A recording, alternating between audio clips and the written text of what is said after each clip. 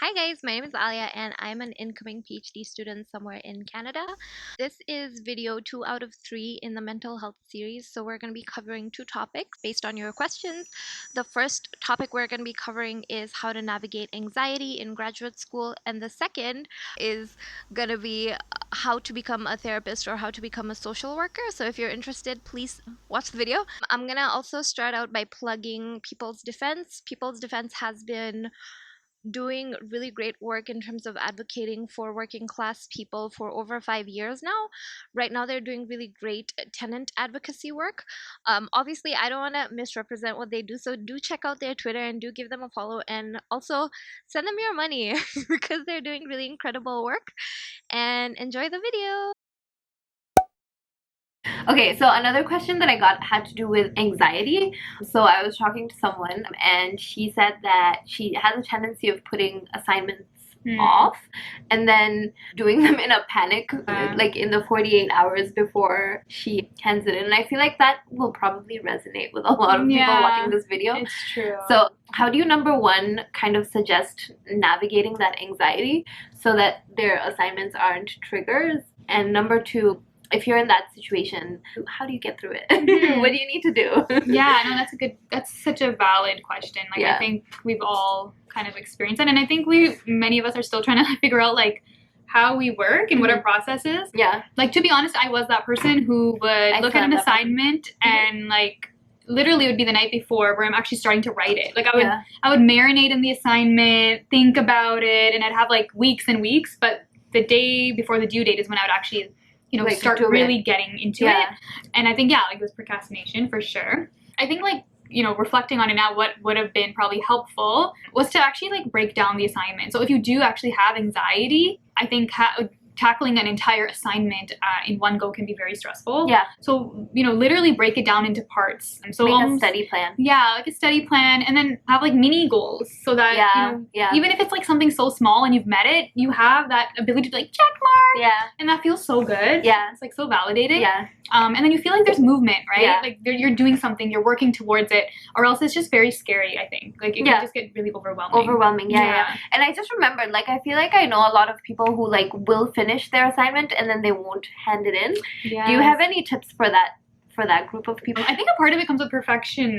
Yeah, like being a perfectionist. Yeah, it's like, is it good enough to hand in? Oh wait, did I look at that? Did I do that? Yeah. And I think, like, to an extent, it's like not a bad thing to hang on to it, but I think just being mindful of, like, checking in with yourself is like, what is the true reason why I'm holding on to it? Yeah. Is it just because I need to do one more edit and I legit need to do one more edit, or is it because this is like my 100th time I'm looking at it and I don't think it's still okay? Yeah. So I think just checking in with yourself, is obviously reviewing it is great. Yeah.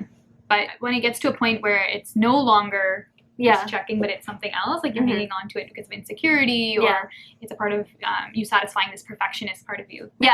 Let it go. Yeah. And those are, like, habits that you have to form. It's hard, right? Yeah. It's hard. Like, it takes time and practice. But you can do this. You got this. You can do it. You definitely can. You got this. With time and show. Yeah. Another question that I got was, how do you overcome, like, the fear of asking for references? I feel like this is kind of related to imposter syndrome. You don't want to bother the person. They have a million other more important things to do than to, like, fill your request. How do you overcome that fear, I guess? I was, like, a super quiet person in class. Especially, like, in undergrad. And in grad school, it was hard to be... I was still quiet, but it was hard to be quiet because there's only 20 people in the class. So you're very, like, you're seen. Yeah. But in undergrad, I didn't talk much. So I was like, who am I going to ask for a reference? And like, what the hell are they going to think? Because, like, were you even in this class? Who are you? So that was a little bit of, like, damn, like, what am I going to do now kind of thing. What I did was I actually looked at, like, what were my highest marks. Yeah. And I'm like, okay, well, obviously, if I got it, like, a really good mark in this class, it does show that I was engaged and I was, like, there. I might not have talked, you might not have noticed me in the class, but I was there. So one thing I would do is, like, as a strategy, I would just kind of go for office hours. Yeah. Right? Smart. Just to kind of stop by and just show your face. Even though if you don't have a question, you can just make one up. Or just kind of be like, hey. Strategy. That's what I would do. Because I was like, I don't feel comfortable maybe in a bigger room with the entire class. You might not feel comfortable raising your hand and making yourself seen or known by a professor. Yeah. But definitely use the office hours to your advantage. Yeah. Even a TA. So a TA was actually one of my references as well. Really? and it was fine. Like it worked. Yeah. So it really is like who you have a connection with, or if not a connection, then if you have really good marks and you just kind of visit them at office. Yeah, and the thing is, there's always the risk that you're gonna be rejected. Like I was rejected. I had this one professor. I had 1 A+, 1 A+ in my whole undergraduate experience. So I emailed the professor and I was like, hey, like, can I have a reference? And he was and he was like, I don't give out references. What the heck? Yeah, I know. Whatever. That's besides the point. But that might happen, but that shouldn't deter you because, you know, like there's always the risk that someone is not going to support you. And in that case, it's obviously, like that's a him problem. You wouldn't want them to be your reference anyway because you want someone who's really rooting for you. Yeah. Like And like if someone is, like if a tenured professor is refusing to give you a reference, then you know, like they're taking away an opportunity from you. It says more about their character than yours.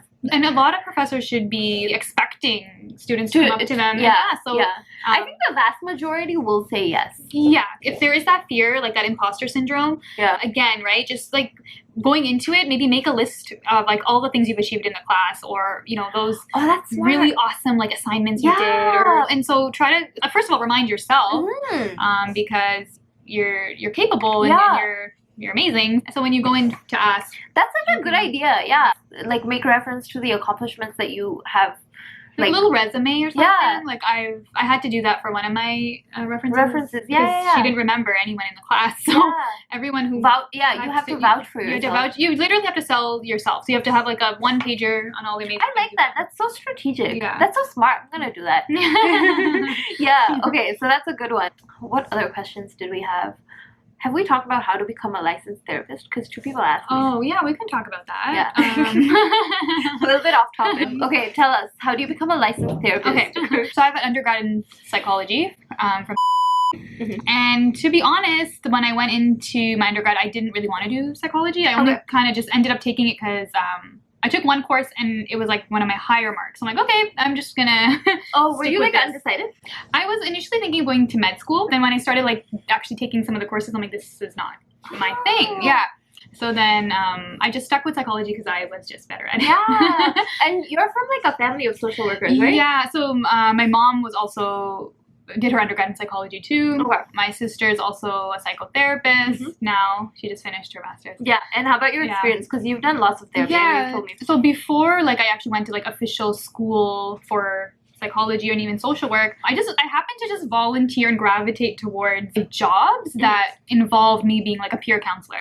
So, like, obviously being a peer counselor, you don't necessarily need to be, like, a licensed therapist or whatever. Oh, okay. The idea is you are just kind of supporting someone as a friend, basically. Is that, like, a job? There is peer counseling jobs. A lot of them are, I would say majority of them are volunteering. But I think, the ones I did were volunteering just because at that point I didn't have the qualifications to do professional therapy. But it was definitely a good experience. So I worked at a center as someone on their hotline, and then I worked for again as someone on their helpline. And then just like in your personal life, like I feel like if you're interested in psychology and counseling in general and being a therapist, like if you find yourself in positions where people are just coming to you and being like, hey, like what do you think about this? Or, that's what I do too. Then you know, like it's like it's your thing, kind of. And even if that's not happening, doesn't mean like you're doing something wrong. It just means like, oh, maybe you want, like maybe you need more experience or whatever it is. But what I'm saying is non-professional experience is actually really hard. Figure out what you want to become. Like, do you want to be a social worker? What is your goal? What are you looking for? For me, it was, I didn't want to become a psychiatrist. I didn't want to be someone prescribing medications. I didn't want to go into like it too clinical. For me, social work was a perfect balance between being able to still help people, connect with people, and then obviously kind of engage in therapy, like or work. You know, and also doing that systemic work, right? So kind of bridging everything together was a good way. If you know from the get-go, I wish I knew this. I actually didn't know this. If you want to become a social worker, you can do a BSW, and then your MSW will be 1 year. Also look into programs. There are some social work programs that'll fund you. So for example, when I was that's really important. I paid for my master's and there was absolutely no reason because there's always going to be a program that is going to be funded. What's the difference? Maybe you can like break it down. So to be honest, I never knew what the difference was for a long time. I didn't even know the difference between psychiatrist, psychologist, psychotherapist, social service worker, and social worker. So many words. There's so many different. So if you're a social service worker, that's essentially you can do that through a college program. So it could be a postgraduate. and I believe you can do it right out of high school as well, but it would just be a longer program. Yeah. So you basically, like, for example, Seneca York, they have like a joint program that's like social service worker. So and you can bridge. I think there are some SSW programs that you can bridge straight into a master's program as well. Yeah, so like there are options for you in that regard. Exactly. And then say you're not sure about social work, you might think, that 2-year commitment, it might be too much. Then you can think about social service work if you have your undergrad, right? And it'll just be a year, I believe. I didn't have to pay for my master's. Yeah. And that was a surprise to me. I didn't even know that until I actually applied. I'm like, oh, whoa, wonderful. Money. Because I did not have money to pay for it. So, so that was really good.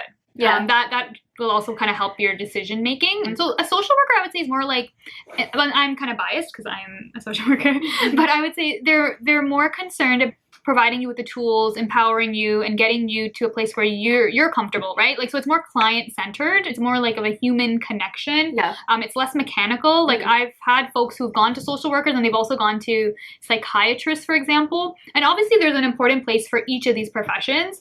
Depending on what you need, obviously access whatever service accordingly.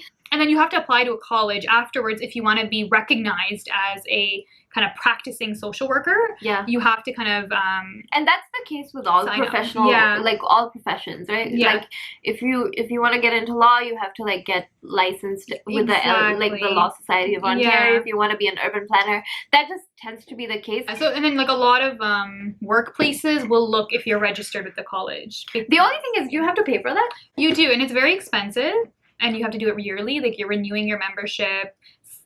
Some colleges have certain like mandates, like this year you should have done this professional development or this much or whatever. You will be kind of also regulated by a college to kind of, it helps with your legitimacy. Yeah. And of course there's so many folks who are practicing without being attributed to a college, but it depends on your workplace because some workplaces won't hire you. Yeah.